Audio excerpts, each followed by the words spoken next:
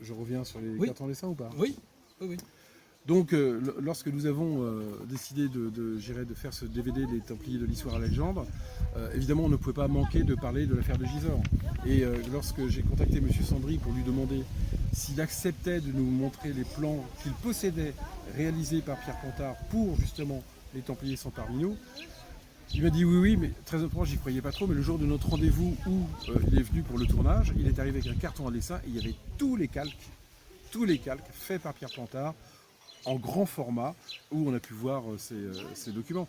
J'aime à dire qu'on a été également les premiers avec David à montrer au grand public les vrais documents de Pierre Pontard. C'est très intéressant.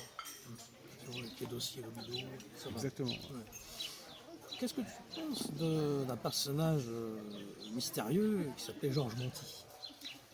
Alors, créateur d'Alpha Galax et peut-être inspirateur de Pontard. Dont a parlé, je le sais, bien sûr. Oui, Georges Monti, c'est un personnage très complexe. J'avoue, j'ai pas beaucoup travaillé dessus, mais on sent que c'est un personnage qui, dans le monde de l'ésotérisme, c'est Atlantis, hein, voilà, c'est ça, Atlantis, Fulcadémie, exactement. Voilà. Et là, on commence à parler plus d'ésotérisme, plus d'occultisme que d'ésotérisme. On est dans un domaine très particulier avec des gens qui ont une vraie connaissance des codes de l'occultisme et de l'ésotérisme. Là, on rentre vraiment dans un autre monde avec ces gens-là. Proche de Paul Lecourt, hein, Paul du Val d'Or, 37. Et voilà, 37. et donc on sait, et Christian Doumergue hier dans la conférence que nous avons fait à Rennes-le-Château, tous les trois, David, Christian et moi, Les grandes énigmes de Rennes-le-Château. et Alexandre Pinco qui est l'organisateur et le maire de Rennes-le-Château, il en a parlé du Héron du Val d'Or, il a commencé à l'évoquer. Ouais. Il y a toute une piste extrêmement intéressante, mais en effet, on voit qu'il y a tout un faisceau à une époque dans la France où il y a tout un faisceau de connaissances qui se produisent avec des gens qui décident d'avancer et de commencer à produire des choses pour informer un petit peu. Mais honnêtement, au-delà de ça, j'ai très peu de connaissances sur ce personnage. D'accord. Alors, il y a des tableaux très intéressants, c'est ceux de Mouchat, que tu as aussi évoqué. Oui. Tu voulais qu'on parle de BTLV, je crois? Oui, on peut parler de la télévision. Rapidement, Rapidement. BTLV, c'est cette chaîne web TV pilotée par Bob Belanca. Et Bob un jour m'a contacté, il m'a dit est-ce que tu accepterais qu'on travaille ensemble? C'est ce que nous avons fait. Maintenant, je suis chroniqueur donc, sur BTLV une fois par mois où je traite différents sujets, pas que de Rennes-le-Château. Et là, sur le prochain trimestre, nous avons 3 émissions qui vont se faire. J'aurai le plaisir de les présenter avec Bob. J'espère que Quels sont les sujets? Pour l'instant, top secret. non, il n'y a pas de top secret, mais tout n'est pas encore figé, donc je ne vais pas vous donner d'informations. Mais peut-être on parlera du max de fer, peut-être on parlera de ce genre de choses. Voilà.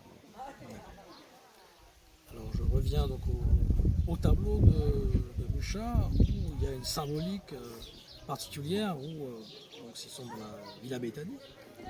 Et il y a parfois, il y a dans un des tableaux, le printemps, un diable, un petit démon, mais on ne le voit pas forcément dessus. Alors, est-ce que tu peux nous parler un petit peu de ce tableau ou de Mouchat, de l'influence que Sonia a voulu mettre? Alors, je pense que le tableau de Mouchat, avec ce diable qui se voit très bien, mais faut-il encore vouloir le voir? Parce qu'en gros, c'est un peu ça. Si l'œil ne veut pas le voir, on ne voit pas. Il n'y a que à partir du moment où on commence à s'intéresser vraiment au tableau, où on voit apparaître ce diable. Donc c'est intéressant parce qu'il y a un petit peu une apparition du diable, suivant le choix de chacun. Est-ce un rappel du diable de l'entrée de l'église? Potentiellement. La femme représentée est-elle l'allégorie à une autre qui est présente ici, qui serait Marie-Madeleine? On peut peut-être l'envisager.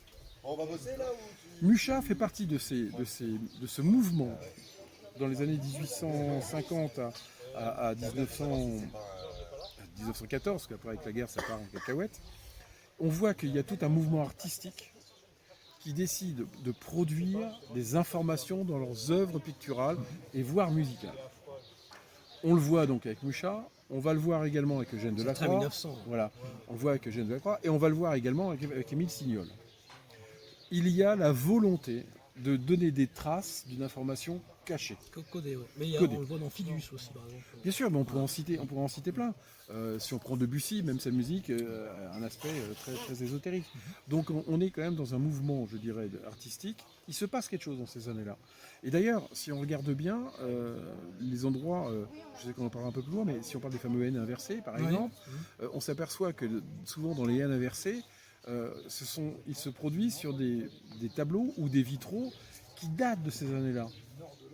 Je ne connais qu'un seul vitrail qui remonte à plus de 800 ans, qui possède un N inversé, c'est celui de Notre-Dame de Chartres, sur le vitrail de Marie-Madeleine, et dans lequel on voit Marie-Madeleine arriver sur les côtes de Provence.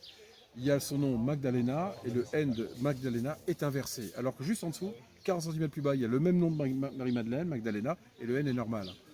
Alors que là, c'est une représentation traditionnelle, mais on sait que maintenant, l'arrivée en Provence est probablement, d'abord c'est une légende provençale, qui serait beaucoup plus gnostique que catholique. D'accord. Donc on voit que ces artistes, dans les années 1800, ont la volonté, il se passe quelque chose, il y a un mouvement. Il y a un mouvement qui démarre, qui va lancer. Je pense qu'après, il y aura un rebond qui se fera dans les années beaucoup plus tardives, avec des surréalistes et ce genre de gens. Mais il se passe quelque chose à ce moment-là. Chérizet était très proche des surréalistes aussi. Et de Sède. Il était proche, André Breton et autres. Est-ce que tu penses qu'il y a un rapport, je parle des peintures, entre l'abbé Gillard, je ne sais pas si tu as entendu parler de Trérantoc en enseignant. Oui, j'ai fait une émission dessus. Les peintures, justement, de Serre, avec les 4 lions, enfin l'église du Graal, et le fait qu'aussi Gillard serait peut-être venu à Rennes-le-Château. Ça, c'est peut-être une légende. Mais... Alors, personnellement, je n'ai aucune connaissance sur une potentielle venue de l'abbé Gillard. En revanche, l'église de Trérantoc, je suis mal fou à le dire. Il a fait que je m'entraîne pour l'émission quand j'ai présenté le dossier. Elle est très étonnante, mais elle est très étonnante dans le sens que elle rappelle la geste arthurienne. Et là, on est complètement dans la geste arthurienne. Wolfram von Escherbach, bien sûr, mais Wolfram von Escherbach, attention, Wolfram von Escherbach, c'est lui qui va créer Parsifal, mais c'est issu de Chrétien de Troyes qui va créer Perceval et la quête du Graal. Donc voilà, le premier c'est Chrétien de Troyes, et notre ami Wolfram von Eschenbach, lui, va créer Parsifal, et c'est là où après justement il va y avoir un lien potentiel entre les Templiers et le Graal, puisque notre ami Wolfram von Eschenbach va préciser dans son écrit que les Templiers sont les gardiens du Graal au château de Montsalvat.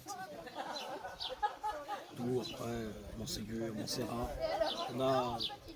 Il est vrai que Montsalvat veut dire le mot qui sauve. Montsalvache, ouais, Montsalvache, Montsalvat. Ensuite, on peut se rapprocher d'un autre lieu qui s'appelle Montségur, qui est le Mont Sûr, le mont de la sécurité. Après, on peut tout faire, bon, mais... C'est ce qu'avait évoqué justement Autoran, par rapport à Montségur et tout ça. Alors, est-ce qu'il serait venu à Rennes-le-Château, ça aussi Alors, Autoran, d'abord, il faut bien comprendre et le positionner. Autoran a été un passionné et un chercheur du Graal. Il s'est surtout passionné pour ça des cathares. Donc les seuls endroits où il y avait des cathares en Europe, c'était chez nous. Donc il est descendu ici et il a fait des recherches énormes sur le catharisme. Grâce à Antonin Gadal. Entre autres, et il a produit 2 ouvrages avant la guerre. Sauf que la guerre se déclare. La guerre se déclare et Hitler a comme objectif de surtout justifier la race aryenne, ce qu'il appelait la race aryenne. Donc pour ça, il avait besoin de trouver des traces pseudo-historiques de la descendance aryenne, suprématie blanche qui va bien. Donc lui, il ne pouvait pas se faire, donc il a chargé un de ses bras droits, hélas, qui s'appelait Heinrich Himmler, de le faire, et Heinrich Himmler a décidé, lui, de créer un organisme qui s'appelle l'Ahnenerbe, voilà. L'Ahnenerbe, on a fait l'héritage des ancêtres, qui devait aller chercher ses traces officielles. Et quand il a découvert, parce que hélas pour Autoran, quelqu'un un jour a déposé le livre d'Autoran sur le bureau de Heinrich Himmler, et il a dit il me le faut celui-là. Et ils l'ont absorbé dans la SS. C'est-à-dire que Heinrich Himmler, malgré lui, il voulait pas. C'était pas un militaire. Il était dans son truc d'histoire. C'était un rêveur finalement. C'était un beau rêveur. Et il s'est retrouvé embringué dans il n'avait pas d'argent, il était appauvri complètement aussi. Dans un bois. Voilà, et il avait donc besoin de vivre de ses recherches, mais il n'y arrivait pas. Himmler lui a dit ok, nous on te paye tout ce que tu veux, mais il nous faut des résultats. Et ça a été tellement loin la peur qu'il avait de Heinrich Himmler qu'il en a été, il fallait produire du résultat. Oui, oui. Ah oui, qu'il a fait défaut. Donc pour dire oui j'ai trouvé quelque chose, il s'est même mis à modifier des grottes réelles. C'est comme ça qu'il s'est amusé à graver le symbole du Graal dans les grottes. Il a envoyé des photos, il dit regardez, j'ai découvert en effet des traces. Et Heinrich Himmler était très heureux, alors que c'était faux. Et on le sait, c'était dessus il y a très longtemps. Du coup, au bout d'un moment, il a craqué. Alors, il a démissionné, il n'a pas démissionné, on ne sait pas. Quoi qu'il en soit, il est mort. Il a démissionné. Il est mort et il est mort et on ne sait pas s'il est mort naturellement ou si on l'a aidé à mourir. Mais quoi qu'il en soit, ça a coûté très cher à Otto Rahn. Alors qu'il soit venu à Rennes-le-Château, ça aussi c'était des Parce que questions. souvent dans la littérature d'Otto Rahn, c'est ce qu'il ne dit pas où il allait parfois. Ce qu'il ne montre pas, c'est peut-être là justement qui l'intéresse. Il ne faut pas confondre une chose. C'est-à-dire qu'on dit que Otto Rahn, que nazi, est venu à Rennes-le-Château. Parce qu'en gros, c'était ça, la réduction, elle est là. Mais en vérité, pourquoi les gens se disent ça? C'est parce que ici, à la Villa Bitani, pendant la guerre, la SS a réquisitionné la Villa Bitani pour en faire leur quartier général dans la région, parce qu'ils pourchassaient les réseaux de résistance du coin. Donc, il y a eu les Allemands et les SS qui sont venus ici. D'où le fait que probablement, je pense qu'on a fait un petit amalgame en disant, puisque les nazis étaient là, Otto Rahn allait souvent là-bas, donc Otto Rahn est venu ici. Très honnêtement, moi, je n'ai aucun élément qui dit que Otto Rahn est venu, même si on va chercher dans ce qui n'est pas écrit, parce que dans ce qui n'est pas écrit, si on va le chercher, on peut tout y trouver dans ce cas-là.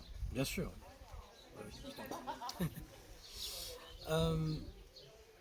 On va aller sur l'église de Cassaigne, avec donc il y a Sonnières, et puis il y a ce fameux MCX. Qu'est-ce que tu penses de cette église et ce qu'elle a apporté par rapport à l'affaire? L'église de Cassaigne, d'abord elle est très mignonne, parce que c'est une toute petite église. Il y a en effet cette signature, c'est une vraie signature, marquée Sonnières.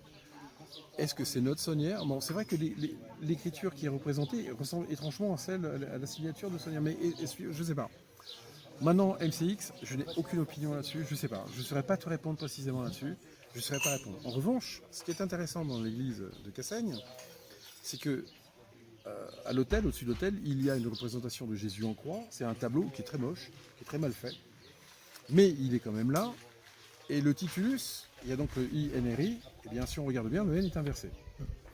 Et ce qui est étonnant, parce qu'on se dit, mais elle est grossière cette représentation, mais quand on regarde le Christ qui est posé, on voit qu'il y a un trait très sombre autour, surtout sur un côté, et pas de l'autre. Et finalement, ça donne l'impression que c'est comme s'il y avait une ombre derrière. Est-ce que ça ne serait pas le symbole d'un deuxième Christ qui serait derrière? Mais ça, c'est une interprétation très personnelle. Qu'on retrouve aussi à Rennes-les-Bains, finalement, avec la peinture dans l'église, où il y a Jésus sur la croix et un autre Jésus. Oui, un vivant, un mort. Exactement. Ouais. Alors, une sorte de dualisme, quoi. C'est une sorte de dualisme, mais surtout Noir et blanc. Ce qui est très intéressant, voilà, c'est que lorsque Jean Brunelin, photographe, a réalisé son montage, et il m'a permis de m'en servir dans une de mes vidéos sur ma chaîne YouTube, lorsque l'on rapproche, grâce à la technique informatique, on rapproche les deux images l'une de l'autre, on s'aperçoit que le bout de la pierre sur le côté d'un des tableaux correspond exactement au bout de l'autre pierre. Donc ce qui fait qu'on a vraiment l'impression d'avoir qu'un seul tableau. Et là, ça devient, comme tu dis, intéressant, parce que ça veut dire qu'il n'y a qu'une seule, entre guillemets, une seule image qui représenterait deux Jésus. Un mort sur la croix et un autre, on ne sait pas s'il est vraiment mort finalement. Et là, on est dans le dualisme. Et je pense qu'un des secrets, c'est pas le Christ-lièvre, ça a été du De Sède, mais du De Sède intelligent. C'est-à-dire que De Sède dit, attention, là vous voyez, je vous fais voir un truc, mais cette peinture est extrêmement importante, et pas à vous de trouver pourquoi, et non pas le lièvre qui est représenté dans le genou. Mais l'idée c'est de rapprocher les tableaux, ce qui fait que dans ces cas-là, on se retrouve avec un tableau ayant deux Christ, un sur la croix et un dans les bras de sa mère. Est-il mort, est-il pas mort, on ne sait pas. Il y a deux Christ. C'est comme tout à l'heure on évoquait cet échiquier où il y aurait en quelque sorte le côté noir de la tour qui va vers le chtonien, qui va vers les démons, qui va vers peut-être les souterrains, quelque chose dans dessous, enfin la lumière et l'obscurité. Et puis aussi symbolisé par la serre, ce côté de l'invisible que tu peux développer sur cette... Alors, oui, enfin, Le problématique de Rennes-le-Château, c'est que si on regarde bien, on est dans un monde dualiste permanent. Il est flagrant dans les jardins de l'église, puisque, comme on le disait tout à l'heure, les jardins peuvent se superposer, c'est-à-dire qu'on voit une église visible et une église entre guillemets invisible, représentée peut-être par le monde souterrain. Et c'est peut-être ce que Saunière a souhaité faire, nous montrer ce qu'il y avait sous son église. C'est possible. Ensuite, il va créer son domaine.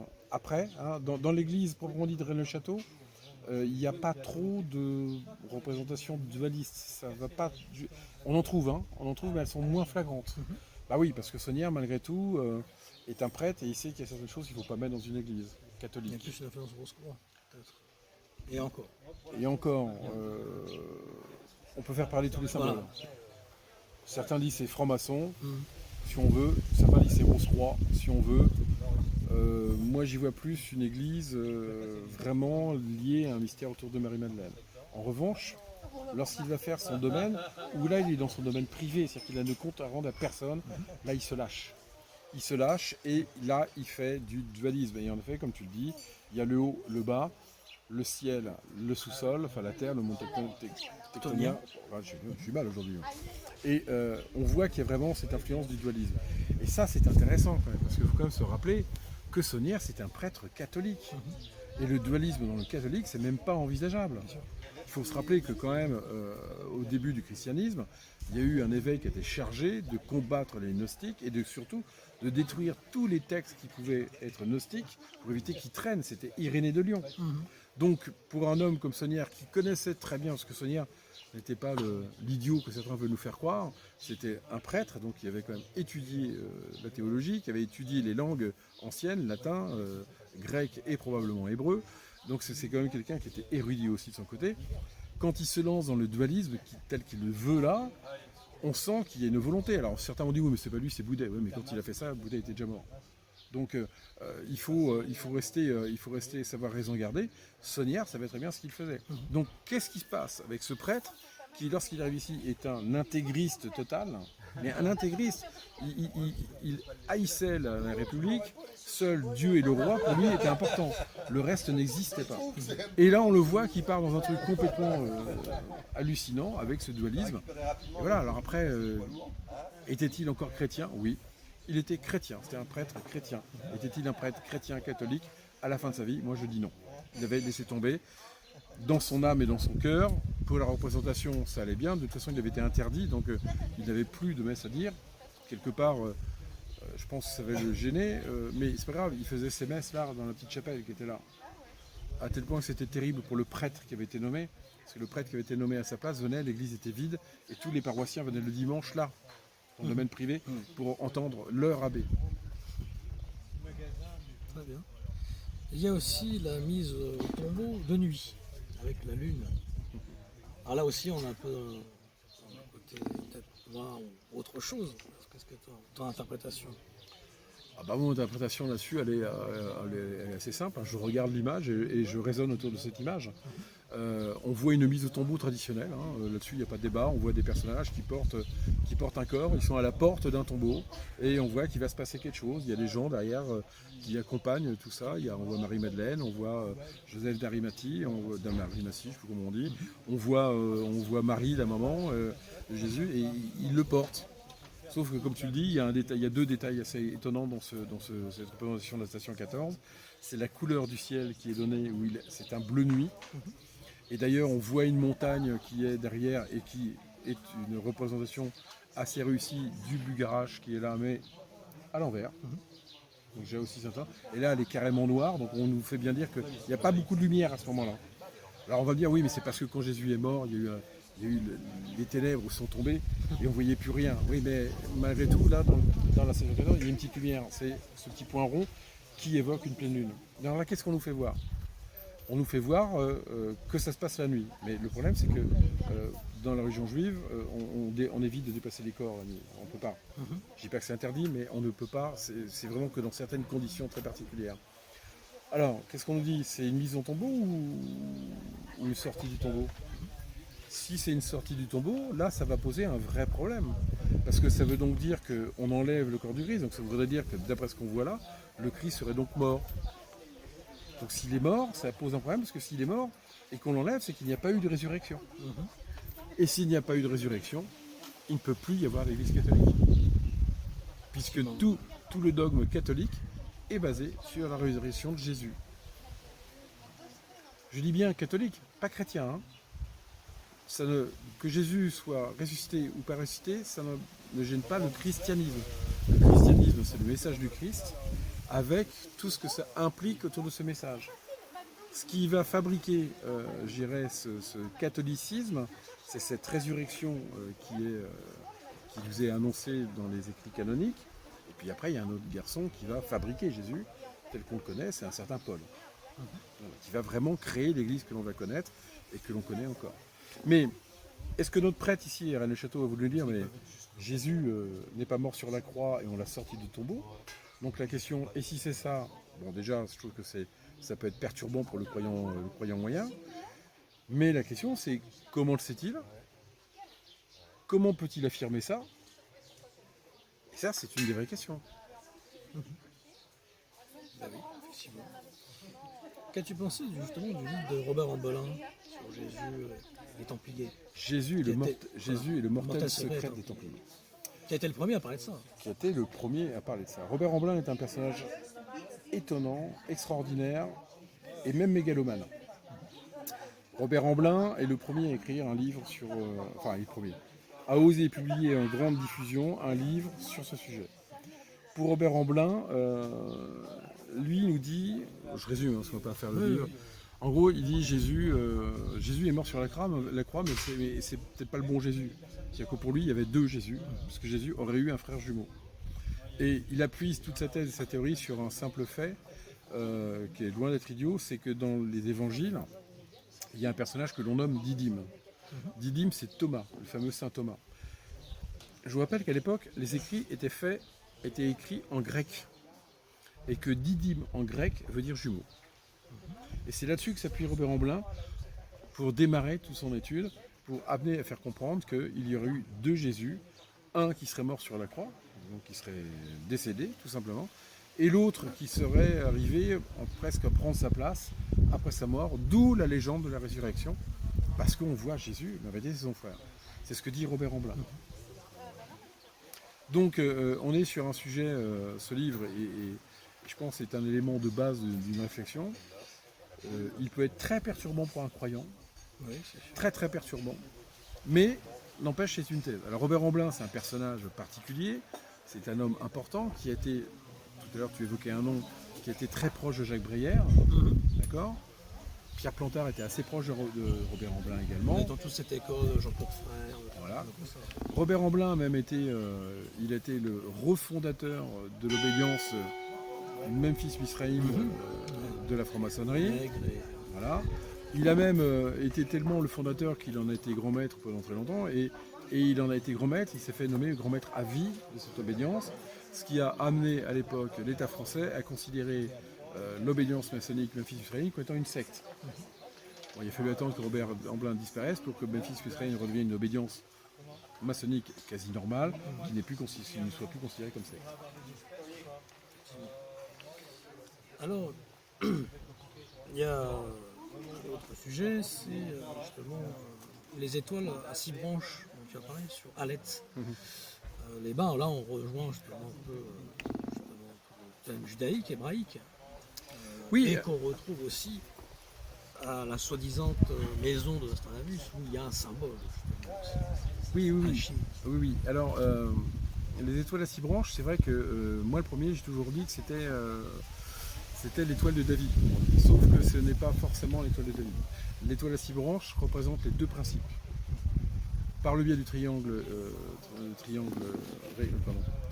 isocèle, qui est vertical, donc il y a la pointe en haut représente le positif, l'autre qui est la tête en bas va représenter le négatif, ce qui fait que les deux entrelacés représentent l'équilibre. Alors, sommes-nous plus sur cette représentation-là ou dans une représentation voulant être un symbole judaïque? Je ne saurais pas le préciser.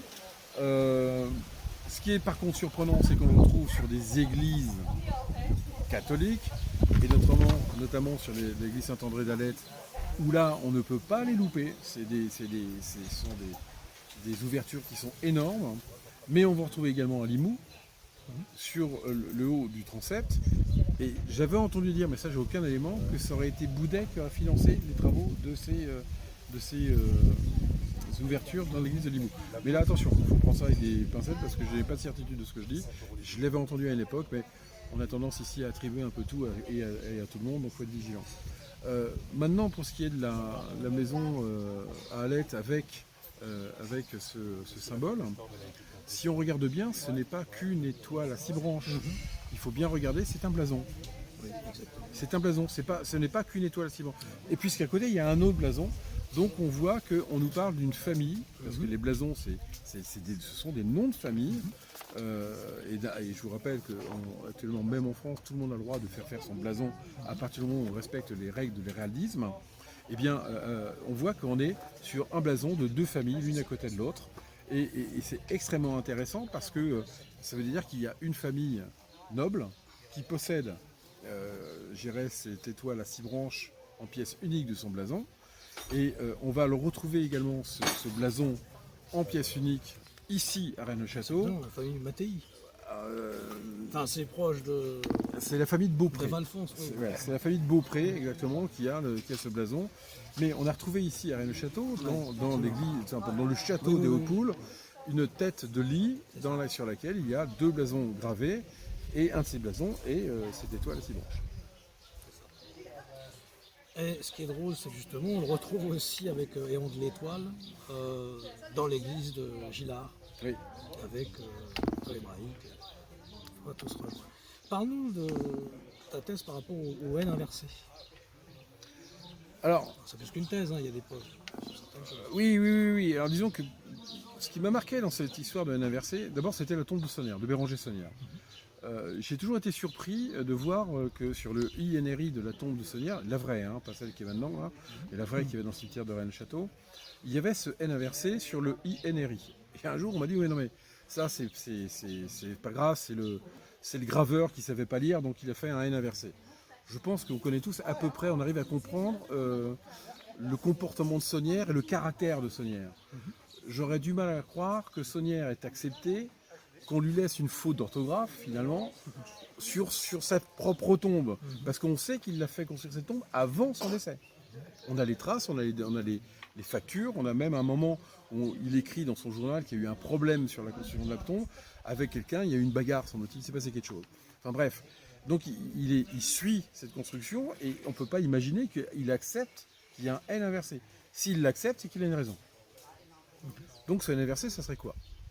Et c'est N inversé, comme tu disais tout à l'heure, on en a croisé plusieurs, on en a croisé à Saint-Sulpice, on en a croisé dans l'église de Cassaigne qui est là, il y en a un dans l'église Saint-André d'Alette sur un ciboire, il faut aller le chercher, il est tout petit mais on arrive à le voir. Donc les N inversés sont assez présents dans la région, et comme le disait Christian Zoumergue également, des N inversés on peut en trouver un peu partout. Alors le plus beau, le plus drôle que j'ai vu, c'est à Montfort-l'Amaury, en région parisienne. Montfort-l'Amaury, c'est le fief de Simon de Montfort, celui qui a massacré les Cathares et qui a détruit la culture occitane. Eh bien, dans l'église de Montfort-l'Amaury, au cœur de cette église, il y a une représentation du Christ avec un titulus INRI et le N est inversé. Et je trouve ça fabuleux parce que c'est vraiment faire un doigt d'honneur à Simon de Montfort. Et ce qu'il faut remarquer surtout, c'est que ces vitraux sont des années 1800 et quelques. On retrouve ce mouvement qui est là. Et on dirait qu'on fait un pied de nez à Simon de Montfort dans son propre fief. Alors, qu'est-ce que ça voudrait dire ce N inversé? Alors, à part la faute d'orthographe qui me fait sourire, on m'a dit à un moment, c'est parce que la lettre N représente la haine, donc la méchanceté, mais comme c'est l'amour du Christ, on l'inverse, donc l'inverse de la haine, c'est l'amour. Bon, oui, dans ce cas-là, pourquoi on n'aurait pas mis ça sur tous les N des INRI partout dans le monde? Bon, donc j'efface ces batailles. Et puis, plus ça a été, plus j'ai eu la ferme conviction que le N inversé est la signature d'un collège. Des gens qui, pour se reconnaître, utilisent ce N inversé. Ce qui fait que le commun des mortels ne fait pas forcément attention, parce que le cerveau, dans ces cas-là, INRI, il voit un N. Collège invisible. Exactement. Et tout d'un coup, quand on regarde plus précisément, c'est un peu comme le tableau de Mucha avec le diable. Ouais. Ah tiens, c'est quoi ce N inversé? Et ça étonne. Et donc plus ça va, plus je suis sûr, mais on voit en effet cette période de 1800 et quelques, mais comme je vous disais tout à l'heure, à Chartres, en 1200, quelqu'un a mis un N inversé sur Magdala. Donc, pardon, sur Magdalena. Donc ça veut dire quoi? Est-ce que c'est le symbole d'une école chrétienne? Alors j'ai tendance à dire oui. Maintenant j'ai tendance à me l'affirmer. Alors j'ai pas de preuve, hein, ce n'est que des hypothèses, mais pour moi c'est ma conviction. Et c'est pour moi le symbole des gnostiques, de la résurgence gnostique qui est arrivée dans ces années 1800 et quelques, dans lequel Saunière a plongé complètement. Il y a un autre sujet, c'est justement la montagne de Sion à Annemasse. Est-ce que tu penses que la véritable montagne de Sion serait là-bas? Peut-être. Ah, la montagne de Sion, il y en a partout. Hein. Tu vas à Jérusalem, il y en Parce a que une. Plantard, son association était là-bas en fait. Oui, le dépôt légal Voilà, de le l'association, elle a été déposée à Annemasse, à la préfecture d'Annemasse. Mais je pense que c'est surtout parce qu'il avait pas mal de relations dans la région et dont Monsieur Bonhomme. Hein, Voilà. moi, j'ai eu la chance de pouvoir interviewer un des membres du bureau de cette association. C'était assez drôle et ils aimaient pas trop Plantard parce qu'ils le trouvaient bizarre comme garçon.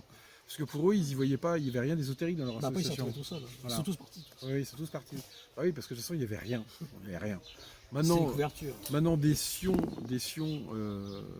il y en a partout dans le monde. Hein. Oui, bien Il y a la ville de Sion en Suisse, Oui, il y a effectivement. la colline de Sion à Vaudémont en Lorraine, si chère à Maurice Barrès, hein, la colline envoûtée, enfin la colline merveilleuse, je sais pas comment il l'appelle, mais et beaucoup ont fait le rapprochement entre la colline de Sion de Vaudémont avec Rennes-le-Château. Hein. Parce que c'est vrai, quand on voit, moi j'y suis allé plusieurs fois avec David, justement David Gallet, quand on la regarde, il y a un profil qui fait penser un petit peu à Rennes-le-Château. Au niveau géographie, c'est assez rigolo. Donc voilà, il y a des Sion, il faut se rappeler, Sion c'est Jérusalem. Hein. À l'origine, hein. Sion c'est Jérusalem. Voilà. Donc le mont Sion, il y en a partout, et le plus important c'est à Jérusalem. Dire qu'il y a ce que je pense du mont Sion d'Annemasse, rien. Globalement rien. C'est une couverture. Justement, il y a aussi une sorte de dualisme avec Saint-Sulpice aussi à Gisors, qu'on retrouve aussi à Paris. Donc, Alors, l'église. il y a Saint-Sulpice qui est Saint-Sulpice. Alors déjà, ce qui est étonnant dans l'église Saint-Sulpice, c'est qu'elle est quasiment de la même taille que Notre-Dame de Paris. Ce qui est déjà assez étonnant pour une église. Hein. C'est quand même une très grosse église quand on est au-dessus de Paris, enfin quand on a la chance de pouvoir être en région parisienne et qu'on est sur un point élevé, on voit toujours Saint-Sulpice de loin. On ne peut pas la manquer. Des fois même mieux que Notre-Dame, parce que Notre-Dame elle est encaissée dans tous les immeubles, mais Saint-Sulpice est là, ça sort, c'est assez incroyable. Gisors et Paris, le lien ne se fait pas avec Saint-Sulpice, il va se faire avec une autre église à Paris, qui est juste derrière l'hôtel de ville, qui s'appelle l'église Saint-Gervais-Saint-Protais. Oui, exactement. Et le lien, il est pourquoi? Parce que l'église de Gisors est dédiée à Saint-Gervais-Saint-Protais. Et Saint-Gervais-Saint-Protais sont deux saints jumeaux, que l'on dit jumeaux, mais les théologiens ne savent pas s'ils ont existé. Donc serait-il un aspect symbolique? Pour certains, Saint-Gervais-Saint-Protais serait une allégorie aux Templiers. Le fameux sceau des Templiers, où on voit deux Templiers sur un seul cheval. Donc ce dualisme serait celui des Templiers. D'ailleurs, à cet endroit-là, j'ai vu des hommes d'église habillés comme des Templiers, assis, Ouais. en prière, on a dit des Templiers. Ouais. À Saint-Gervais-Saint-Protais. Et à Saint-Gervais-Saint-Protais de Paris, ce qui est intéressant, c'est que cette église est construite sur l'ancienne surface, si je puis dire, du premier siège de l'ordre du Temple. Quand les Templiers se sont constitués, ils avaient leur maison cheftaine donc à Paris, dans le quartier de l'hôtel de ville, derrière. C'était assez petit et cette église a été bâtie, Saint-Gervais-Saint-Protais a été bâtie là.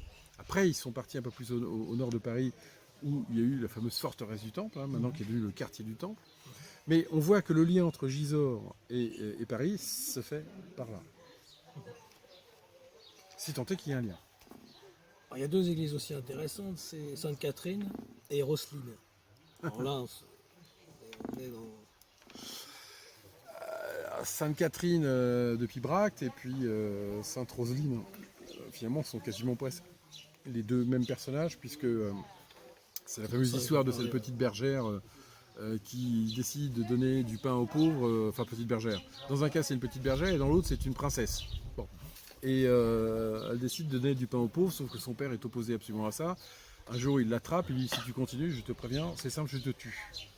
Et un jour elle revient avec son tablier dans lequel elle avait mis du pain. Son père l'attrape et lui dit tu sais ce qui va t'arriver. Et là la gosse est complètement paniquée parce qu'elle est jeune semble-t-il. Le père arrache le tablier. Et au lieu que ce soit des morceaux de pain qui tombent, ce sont des roses. Donc l'intervention de Dieu pour protéger Roselyne, qui est une sainte, qui donne... voilà, bon, bref. La fameuse Roselyne. Alors, la Roselyne, il y a cette Roselyne. Alors maintenant, si tu veux qu'on parle de Roselyne Chapelle, je suppose, oui. C'est ça, hein, qui se trouve juste dans la banlieue d'Édimbourg. C'est un sujet, c'est un vrai sujet à lui tout seul. C'est un sujet très complexe parce que d'abord elle pose un problème, c'est qu'il y a quelques sculptures qu'on ne comprend pas à Roselyne sur cette église et gravées notamment des plantes qui semblent être des épis de maïs. Sauf que cette église daterait de 1200 et quelques à peu près, et que la mairie serait découverte qu'en 1492, beaucoup plus tard, donc et que c'est le seul endroit à l'époque où le maïs poussait, c'est-à-dire en Amérique et Amérique du Sud. Donc comment peut-on représenter des plantes qui n'existent pas en Europe alors que le lieu où elles poussent n'a pas encore été découvert? Donc ça fait d'une part partie de cette énigme. En plus, elle a été construite par la famille de Sinclair, qui sont des nobles anglais. Cette famille de Sinclair on peut y retrouver un rapprochement avec la famille de Sinclair-sur-Epte, qui se trouve juste à côté de Gisors. Et c'est aussi peut-être un peu pour ça que notre ami Pierre Plantard, a fini par se faire appeler Pierre Plantard de Sinclair. Ceci dit, sur son acte de décès, c'est bien écrit Pierre Plantard et non pas Pierre Plantard de Sinclair. Que j'ai, les deux décès je l'ai, alors que maintenant on ne peut plus se procurer. Il était très dans l'esprit de vaincre pour une nouvelle chevalerie. Oui, ça. Ton avis sur Boudet et justement la langue celtique, anglaise? Alors, je vais être très honnête, je ne crois pas avoir réussi à avoir lu toute la vraie langue celtique. J'ai craqué avant, très honnêtement. Je pense qu'il y a des gens très doués et très spécialisés sur cet ouvrage. C'est pas mon cas. La seule chose qui m'étonne dans cette affaire, c'est que Boudet est un homme intelligent. Il est connu pour être érudit et intelligent, et il appartient à beaucoup de sociétés savantes, dont certaines sociétés savantes de Paris. Donc il écrit des publications dans les revues de ces sociétés savantes, et il est reconnu comme étant quelqu'un d'érudit. Et il sort la vraie langue celtique. Et là, il est fusillé par ses pairs. On a des articles de presse de ces publications de ces mondes de sociétés savantes où ils disent Monsieur l'abbé Boudet, curé de Rennes-les-Bains, est devenu fou. Alors, on voit bien que c'est quelque chose de pas normal dans la vie de Boudet. Donc ça veut dire que ce qu'il a écrit là a sûrement une importance. Il ne se serait pas amusé à prendre le risque de casser sa réputation pour sortir quelque chose où globalement, si je résume rapidement, il nous dit quoi? Il nous dit que pour lui, l'anglais moderne, c'est la langue mère de toutes les langues du monde. Déjà, il y a un antagonisme, parce que comment l'anglais moderne peut-il être la langue mère des langues qui ont existé avant l'anglais moderne? Donc ça devient très compliqué. Et puis après, il y a tous ces notions de jeux de mots. Maintenant, pourquoi aurait-il écrit ça? Là-dessus, moi, j'ai ma théorie, qui vaut ce qu'elle vaut. De me dire que je pense que Boudet et Gélis, parce que là-dessus il faut bien se mettre dans l'idée qu'ils se connaissaient très bien, parce que c'était deux prêtres qui étaient entre guillemets voisins et qui avaient à quelque chose près le même âge, une dizaine d'années près, donc ils sont connus pendant très très longtemps, ils ont été sur place dans leur paroisse très longtemps pendant des tas d'années.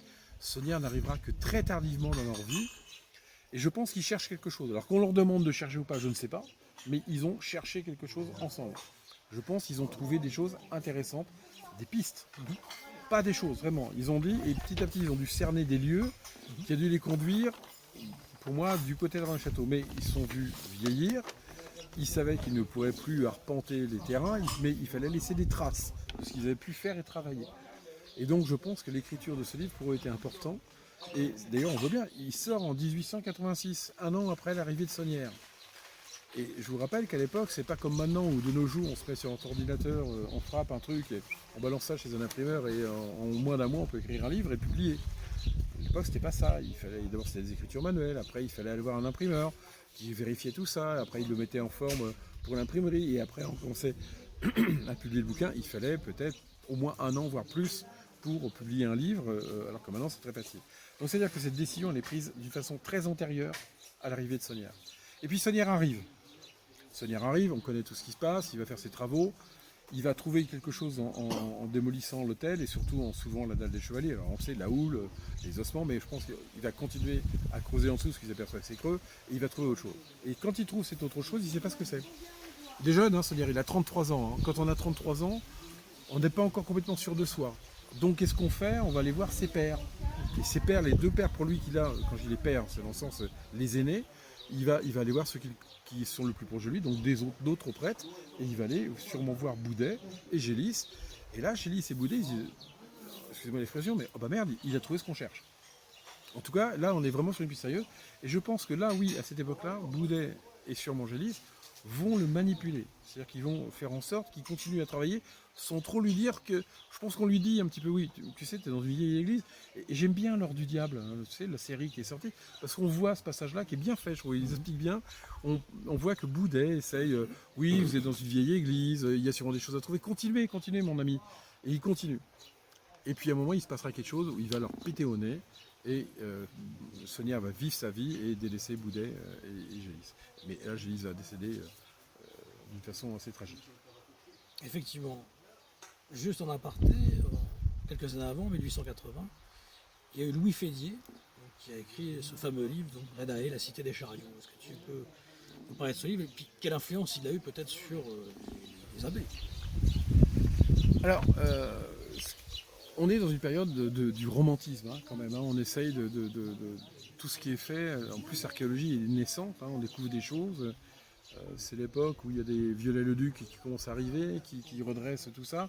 Mais toujours d'une façon un peu romantique. Hein. Carcassonne, il la redresse. Alors, on peut dire ce qu'on veut sur ce qu'il a fait, mais au moins, il a fait en sorte que ça soit encore là. Il refait Notre-Dame de Paris, il rajoute des choses. Hein. On est dans cette période. Et Louis Fédier va écrire son livre à mon avis, dans cet esprit, et il va nous parler d'une cité dont je pense qu'il travaille vraiment, il recherche, de cette fameuse Rédé, sauf qu'ils nous ont fait un truc qui est considérable, quoi. Il y a 30 000 personnes, il y a je ne sais plus combien d'étals de bouchers dans la cité. C'est quelque chose de monstrueux, c'est une ville énorme. Moi, je pense qu'elle n'est pas si énorme que ça. Moi, je pense que, et d'ailleurs, ça c'est très intéressant quand on regarde une vue aérienne de Rennes-le-Château et qu'on la compare à Carcassonne, on voit qu'on est sur le même type de plan. C'est-à-dire qu'on a une cité haute qui, elle, est fortifiée, ce qui est Carcassonne, la fameuse cité. Et ici, le village était fortifié, puisque nous avions ici, quasiment là où se trouve le domaine de Saunière, probablement le château Comtal, hein, celui qui appartenait au seigneur de Rennes.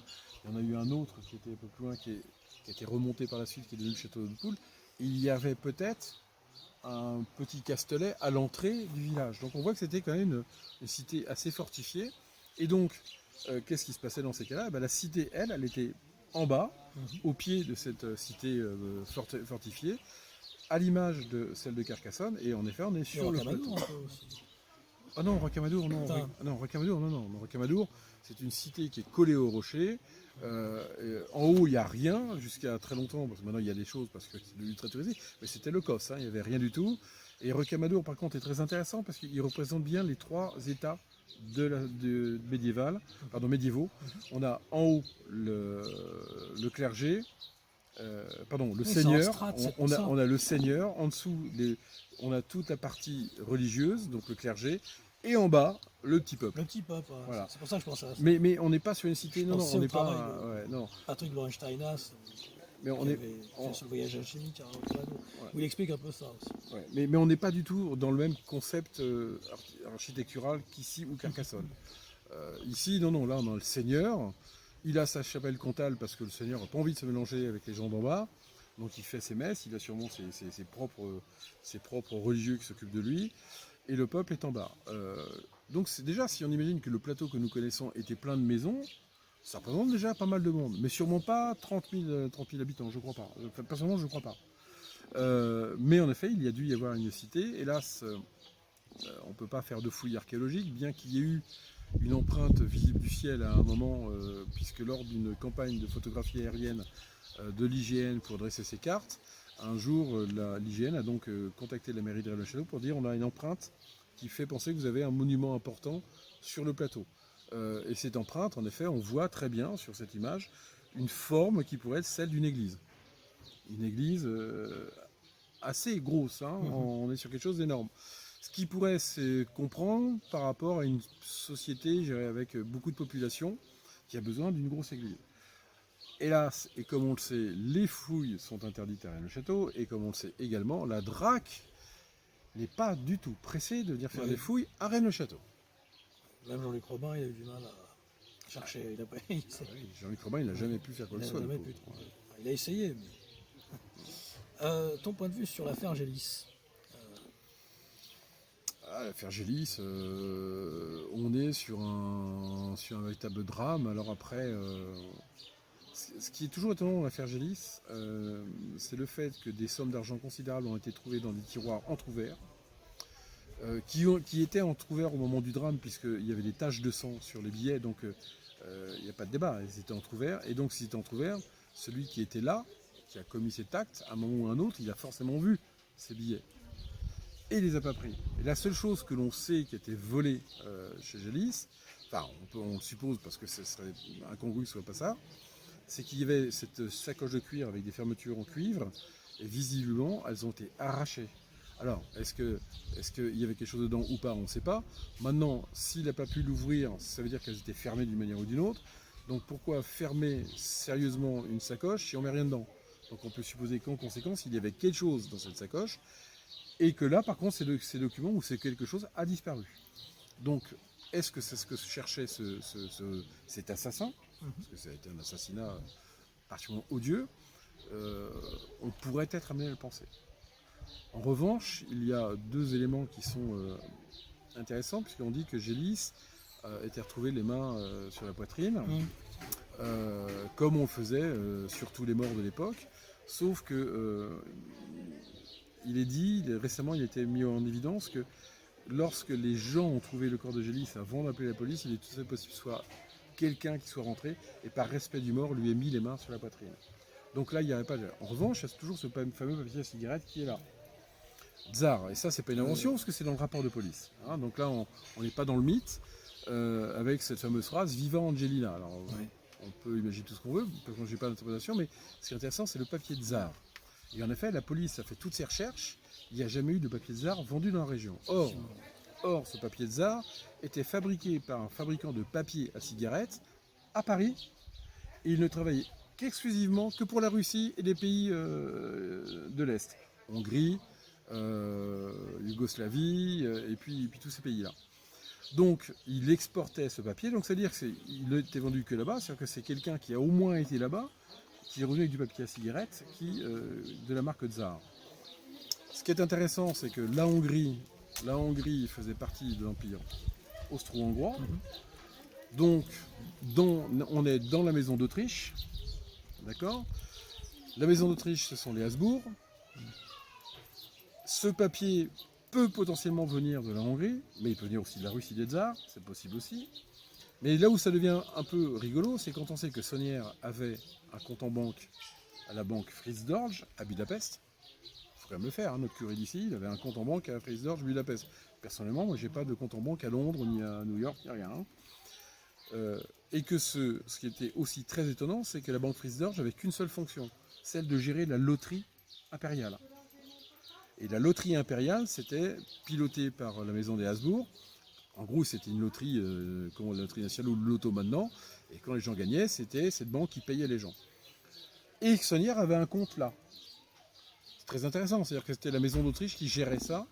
Alors, si on fait le tour rapidement, est-ce que cette banque n'était pas la banque intermédiaire permettant de verser sur une banque française des sommes? Et que l'assassin de Gélis soit venu de ces régions-là. Alors pourquoi, je ne sais pas. En revanche, on a souvent pensé que Saunière aurait pu tuer Gélis. Peut-être, pourquoi pas. Personnellement, je ne vois pas pourquoi, mais à moins qu'il y ait une grosse dispute, peut-être à cause d'un document qu'il ne voulait pas rendre. Mais je pense que la police l'aurait su. Parce que la police, ils n'avaient peut-être pas les moyens que l'on a maintenant, mais c'était pas des imbéciles, hein. Ils n'étaient pas plus bêtes que nos policiers actuels. Donc ils savaient enquêter, ils savaient mener une enquête. Jusqu'à présent, c'est ce qu'on appelle toujours un cold case, hein. C'est un dossier qui n'est pas fermé. On cherche toujours l'assassin, enfin on cherche. Il n'y a plus d'enquête, mais on n'a pas de réponse. Est-ce que c'est ce qu'aurait confié Saunière à l'abbé Rivière lors de sa confession? Oui. Mon père, je vous confesse que j'ai tué l'abbé Gélis et que ce serait pour ça que l'abbé Rivière n'aurait pas voulu donner l'extrême-onction. Je pense pas, parce que les prêtres sont hélas, très habitués à entendre ce genre de confession.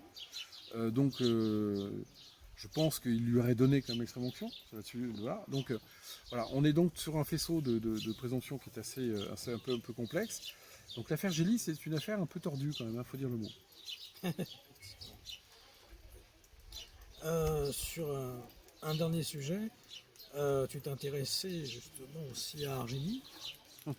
Donc là, on évoquait tout à l'heure Jean-Luc Chauvet avec Jacques Breyer, Arcane Solaire. Donc est-ce que c'est des sujets qui t'ont intéressé aussi?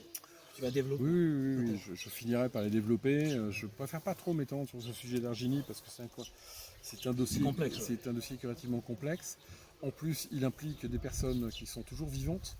Donc c'est un peu... Il faut faire attention au niveau légal, il faut faire attention à ce que l'on dit, à ce que l'on écrit. Donc on marche un petit peu sur des œufs. La descendance de Jacques Breyer. D'une part, la descendance de Jacques Breyer, mais il y a aussi des gens, même connus dans l'affaire de Rennes-le-Château, qui ont été très proches de la résurgence d'Argénie. Oui. Hein, donc voilà, et puis par contre ce qui est intéressant, c'est voir les rapports entre Jacques Breyer et Robert Ramblin, et entre les deux il y a eu un schisme à un moment donné, et c'est ce qui va expliquer aussi l'affaire moderne de Rennes-le-Château. Oui, il y a beaucoup de traditions de la voix de la main gauche et tout ça, enfin, c'est lié à tout ça. On en parlera peut-être plus tard. Et sur le temps hors du temps, Gabriel Carmy, tu t'étais intéressé? Non, honnêtement, non, c'est pas des sujets que je maîtrise. Donc. Là, est-ce que tu travailles sur un livre en particulier à venir ou à apparaître? À venir ou apparaître non, parce qu'il serait plutôt en devenir. J'ai une réflexion qui se fait. Dans mes dernières vidéos, la toute dernière vidéo que j'ai faite sur ma chaîne YouTube, je l'ai appelée Ma conclusion. Oui. Alors, je l'ai appelée Ma conclusion parce que j'ai pour moi conclu l'affaire de Béranger Saunière. Je ne dis pas qu'elle est fermée, mais je pense...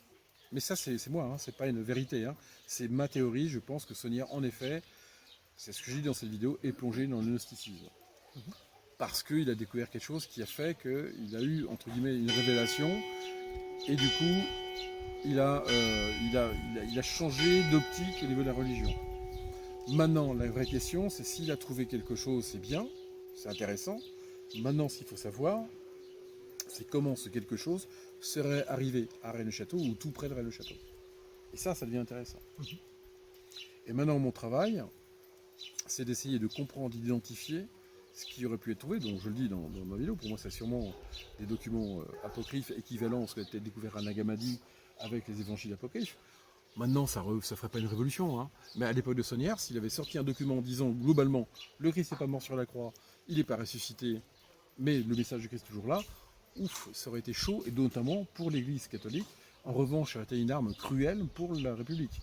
Ils s'en seraient servis sans vergogne contre l'Église. Et donc là, tout le parti légitimiste, et même le concept des rois de France serait complètement tombé. Donc c'était à l'époque dangereux.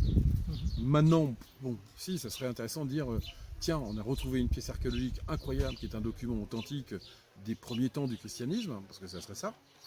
Maintenant, la vraie question, c'est, si c'est ça, comment ce document qui a probablement pu être écrit dans ces pays lointains que sont peut-être la Palestine, la Judée, la Galilée, peut-être même l'Égypte, par ces proto-chrétiens, comment ce document serait-il arrivé ici? À ma connaissance, ils n'ont pas des petites pattes, ces documents. Donc les petites pattes, c'est quelqu'un qui les a emmenés, et maintenant c'est qui, c'est quoi, et c'est là sur quoi je vais travailler maintenant, ce qui pour moi est complètement dans l'affaire de Rennes-le-Château. Donc pour moi, le dossier Saunière, entre guillemets, est refermé, pas complètement clos, mais refermé. Il peut toujours se rouvrir à l'occasion, mais surtout maintenant, je vais bien travailler sur Rennes-le-Château. Qu'est-ce qui s'est passé pour qu'un jour notre sonnière découvre quelque chose d'impressionnant. D'accord. Alors tu as aussi les cyanotypes qui sont en vente sur renneschâteau.org. Ouais. Donc tu peux nous parler un peu des cyanotypes. Alors ça c'est une autre dimension, c'est ma passion pour la Voilà. photographie. Ouais. Je suis un photographe très averti, je suis pas modeste en disant ça, mais tant pis. Je fais en effet des expositions photos en région parisienne assez fréquemment, sur différents types de sujets de photos d'ailleurs, et je me suis mis à découvrir, enfin à redécouvrir ce qu'on appelle les procédés anciens. Parce qu'avant qu'on arrive au l'appareil photo numérique qui est formidable, parce que maintenant on peut se permettre de rater 10 000 fois une photo, on sera toujours en avoir une bonne. Donc avant on avait un outil qui s'appelait l'argentique. Alors là, c'est des pellicules de 12, 24 ou 36 poses et il fallait pas se planter, quoi. Et en plus, on ne savait pas si la photo était bonne, s'il fallait la développer, puis la tirer. Et on se disait, ah bah zut, c'est bon, mais on ne pouvait plus retourner à l'endroit où on était. Donc c'était déjà quelque chose. Mais avant ce procédé argentique, il y a eu d'autres procédés scientifiques et chimiques qui ont été mis au point. Et notamment les cyanotypes. Les cyanotypes, c'est un mélange de deux produits chimiques particuliers qui fait que les deux produits individuellement ne sont pas réactifs à la lumière. En revanche, quand on les mélange, ils vont devenir réactifs à la lumière. C'est-à-dire que c'est un produit qu'on va déposer sur un support. Généralement, c'est du papier, mais aussi sur du tissu. J'en ai fait récemment sur du tissu. Une fois que ce papier a été sensibilisé, évidemment, c'est dans une zone où il n'y a pas trop de lumière, on le laisse bien sécher. On dépose un négatif sur le cyanotype. La lumière va venir le frapper. Et cette lumière, en général, ce que j'aime faire, moi, c'est de la prendre, de la mettre au soleil. Je fais comme faisait John Herschel, qui est l'inventeur du cyanotype. Et donc, la lumière va, comme lorsqu'on tire une photo, va donc changer le cyanotype et on va développer ce cyanotype dans l'eau, tout simplement dans l'eau. Et tout ce qui n'a pas été exposé à la lumière va s'en aller et laisser le positif. Et je me suis amusé à refaire des cyanotypes avec des vieilles photos de Béranger Saunière et plusieurs photos de moi que j'ai prises ici. Et ce qui est intéressant dans le cyanotype, c'est que c'est toujours une œuvre unique. Puisqu'on ne peut jamais reproduire le cyanotype de la même manière, parce qu'on ne dépose jamais de la même façon le produit chimique. Voilà, mais ça c'est une passion qui est devenue très importante pour moi. Voilà, tout à fait. Alors on sait que dans l'affaire Rennes-le-Château, il y a justement tout un ésotérisme. On parlait du dualisme. Est-ce qu'il n'y aurait pas un pied de nez ésotérique où le premier auteur finalement qui parle de Rennes-le-Château dans la dépêche s'appelle Salomon.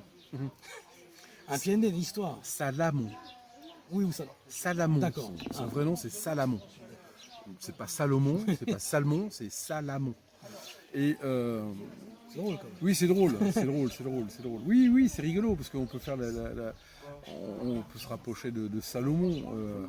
Alors, il faut faire attention à ce qu'on dit parce qu'après, il peut y avoir des âmes sensibles qui vont dire oui, mais attention, vous voyez, c'est toujours la même chose. Bon, bref. Non.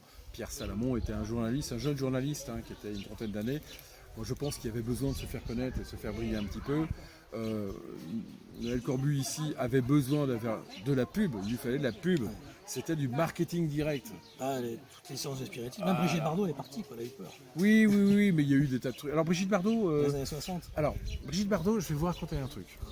Et ça m'était raconté par une des filles d'André Bution, avec qui j'étais en relation. En vérité, ce n'est pas Brigitte Bardot. Tout le monde a cru que c'était Brigitte Bardot, mais c'était la fille aînée de Monsieur Bution, qui était une très jolie fille et qui, comme toutes les jolies filles de l'époque, s'habillait comme Brigitte Bardot. Elle avait à peu près la même physionomie, je ne vais pas rentrer dans les détails, vous avez tous compris, et elle aimait se mettre souvent à la fenêtre à la Tour Magda, et pour beaucoup de gens, ils voyaient Brigitte Bardot. Mais en vérité, semble-t-il, Brigitte Bardot n'est jamais venue ici. Je devrais de casser un mythe, mais voilà. Et ça m'était rapporté par Chantal Bution, qui est une des filles de Monsieur Bution. Est-ce que tu as un dernier message à faire passer ? J'ai pas de message parce que d'abord je ne suis pas un porteur de message. La seule chose que j'aime à dire c'est de se respecter les uns les autres. Ça pour moi c'est important et je le dis là, j'apprécie les gens qui interviennent sur ma chaîne YouTube. C'est toujours très bienveillant, j'ai toujours apprécié ces échanges qu'il y a. Bien sûr il y a toujours eu un ou deux gugus un peu excités mais ça s'est vite calmé. Et puis surtout, si j'ai un conseil à vous donner, si je puis me permettre, restez curieux et surtout restez curieux, ayez l'esprit ouvert et soyez tolérants, je vous en prie. Très bien. On rappelle ta chaîne. Alors ma chaîne, c'est simple, c'est la chaîne Les Mystères de l'Histoire, ou plus simplement la chaîne YouTube Jean-Patrick Pourtal. Vous me trouverez sur YouTube sans aucun problème. Vous avez aussi mon site renneslechateau.org sur lequel vous avez mes ouvrages, mes cyanoptypes également. Voilà, écoute, merci pour le petit coup de pub. Merci beaucoup pour l'entretien, Jean-Patrick Pourtal. Merci, au revoir Mike. Merci à toi.